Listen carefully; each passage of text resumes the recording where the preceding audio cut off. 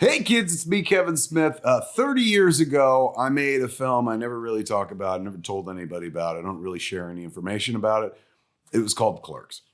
When we made that movie, there was no digital editing available to those of us with no or low budget. Well, no budget. So the movie was cut traditionally, literally on a Steenbeck, a 6-plate machine that you strung up the film and 2 different sound reels on and sync them up. It was a very arcane but wonderful way that we used to make film. So you would shoot and then you'd create work print, strike some work print from your negative, and use that work print to cut the film. And then when the film was all cut together in the work print, you'd give the work print to a negative cutter. The negative cutter would cut the negative, and then you'd strike prints from that negative. Now, what's, in terms of the work print, you will, print hundreds, thousands of feet of it, but, you're only going to use a certain amount of everything you print to cut the film together. So what's left over, for us on Clerks, didn't get organized well or anything. Just got tossed into like hefty bags and stuff. And they sat in RST video after the movie was done, and when I went to Sundance, and then I was traveling the festival circuit and whatnot. And one day I came back to Quick Stop in RST to say hi to my bosses, Mr. and Mrs. Topper. And when I got into RST, I saw the plastic bags full of all the work print, Clerks work print, were gone. And I went to Miss Topper and said, "Where are they?" She said, "Oh, I just threw them out." And so I went into the back, rescued them from the dumpster. And for very nearly 30 years, we have been cutting 10 frames a piece and selling them at Jay and Silent Bob's Secret Stash and on the website, back when it was a mail order website first. So, it's, if you've ever bought frames of Clerks that was the work print, man. And all of those were unused takes, and they look similar to what's in the movie and whatnot.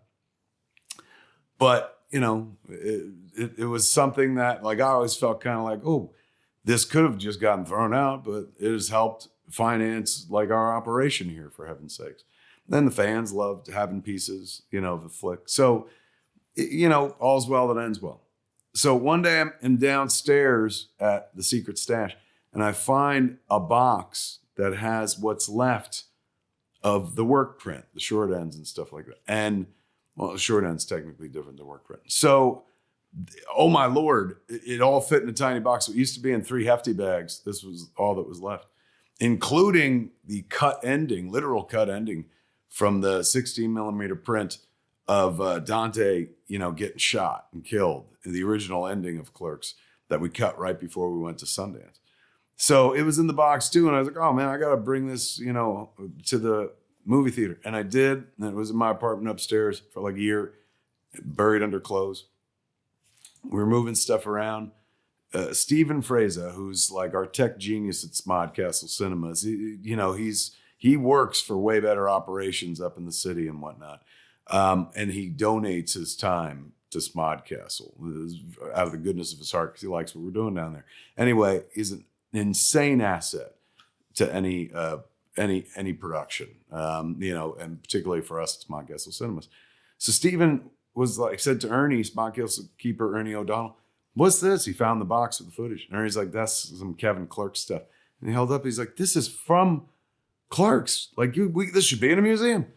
So Stephen had it all scanned and then gave it to me. And he's like, there's 56 minutes of footage. And it's like things that I don't think you've ever thought about, but there's some real gold in there. So when I loaded it into my Avid and looked at it, and Stephen wasn't kidding, kids.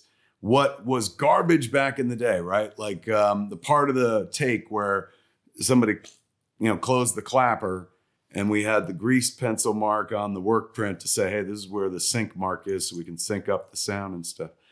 That was stuff. It was like the pits in a watermelon or like the avocado pit. Like it went out. That wasn't the part that you wanted. Like, 30 years later, though, amazing to see I held the clapper so many times. It was crazy. Like this footage, which wasn't intended as behind the scenes footage of Clerks. It was just the footage that leads up to the footage we used and then the footage that happens after that. So, everything that happened from action to cut could have gotten used for the movie. The other stuff didn't. And that stuff now, 30 years on, is gold. I haven't seen some of the stuff for 3 decades, if I ever saw it, because some of it was like, well, there's a light leak. We're not going to use this take. But now, oh my Lord, we didn't really have behind the scenes photos of Clerks. There's like 4 or 5 in existence, and I always put them up on my Instagram when the anniversary is around and stuff. But what you're about to watch, man, thanks to Stephen, this footage is a real snapshot into the making, of an indie film classic. Not my words, somebody else's. And, as the guy who made Clerks, oh, what a gift this was. Stephen, you're the absolute best. I love you for doing this. This is an incredible gift, not just to the guy who made the movie, not just to the people who are in the movie, who are now all 30 years older, but to anyone that has ever given a fuck about Clerks, man. You're about to see it through a completely different prism. Like, you're going to see very similar setups and takes, but you're going to see like the actors turn and break character or look down the barrel. And like, you're going to see things that you've never seen before. It's only 5 minutes, kids. I cut it into a short film that I call We Never Smiled in the 90s, How Clerks Happened. It was shot by Dave Klein back in the day, cut by myself in the present day, restored. The restoration was by Stephen Frazza. But the score you're going to hear, very important, man. This is a piece called The Very Unassuming Day from the score for the 4:30 movie that Bear McCreary did. This is such a beautiful piece of music.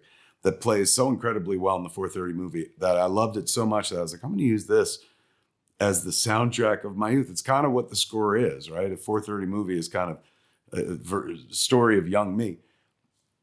Clerks is the young me, like, you know, and making this flick. So I was like, what better piece of music to use than Bear McCreary? So if you love the music under this piece, go get the 4:30 movie soundtrack or check out the 4:30 movie. It's now available on home video. We debuted this short film at the 3rd annual Smodcastle Film Festival last week. And so now y'all can see it. You know, I was like, do we hold on to a special edition DVD or Blu-ray for this? And then I was like, man, we can't even count on physical media existing, you know, in a few years. So how about we just throw it up on my YouTube channel and let everybody enjoy it, man. So this intro is longer than the film itself, I'm sure. Without further ado, kids, let me take you back to 1993. This shit's 31 years old. Clerks turns 30 years old, just turned 30 years old. And, you know, a couple weeks ago in terms of the 30th anniversary of when the movie was released in theaters. So all the footage you're about to see, which you've never seen before, was shot 31 years ago. This is what it looked like when a bunch of kids in the middle of the wee hours of the morning, wee small hours, were making, you know, a movie that they didn't know that one day the Library of Congress would put it on the National Film Registry list as a protected film. Like that's, so in case the bombs drop and you know, we all go underground, when we come out and they're like, we need to restart culture, Clerks. So check it out. Check out the kids who made Clerks. I'd like you to meet young Kevin Smith, my hero, the kid who made Clerks, man, because I get to live in the spoils of that kid's, you know, victory. Check out Lil Kevin Smith, Emo Kev, and his pals, Brian O'Halloran, Jeff Anderson, Marilyn Gigliotti, the late, great Lisa Spoonhour, and of course, Jason Mewes, who, interestingly enough, when you watch me, I'm so serious. I forget that I'm making a comedy. I don't think I'm making a comedy. I think I'm making a film. I'm a filmmaker. You see how serious I am, except when Jason's around. Watch what happens when Jason Mewes is around. And, you know, if anyone's ever wondered, why you keep Jason Mewes around? You'll see. I mean, if you haven't figured it out already, for heaven's sake, this shows you the origin point of all that. So if you ever like Clerks, even if you don't like Clerks, you're like, fuck that movie. I don't know, man, this is kind of sweet. A sentimental journey back in time, kids. We never smiled in the 90s. Enjoy. Before I go, hey man, go see a movie at Smodcastle Cinemas. You know, it's my movie theater in Atlantic Highlands, New Jersey. Tickets at smodcastlecinema.com. Enjoy. This is the cat. Greetings, everybody, and welcome to the AKA Ask Kev Anything. Every saga has a 10-year anniversary, ladies and gentlemen, and this is what happens when Jay and Silent Bob get old. I'm Kevin Smith. Cheers,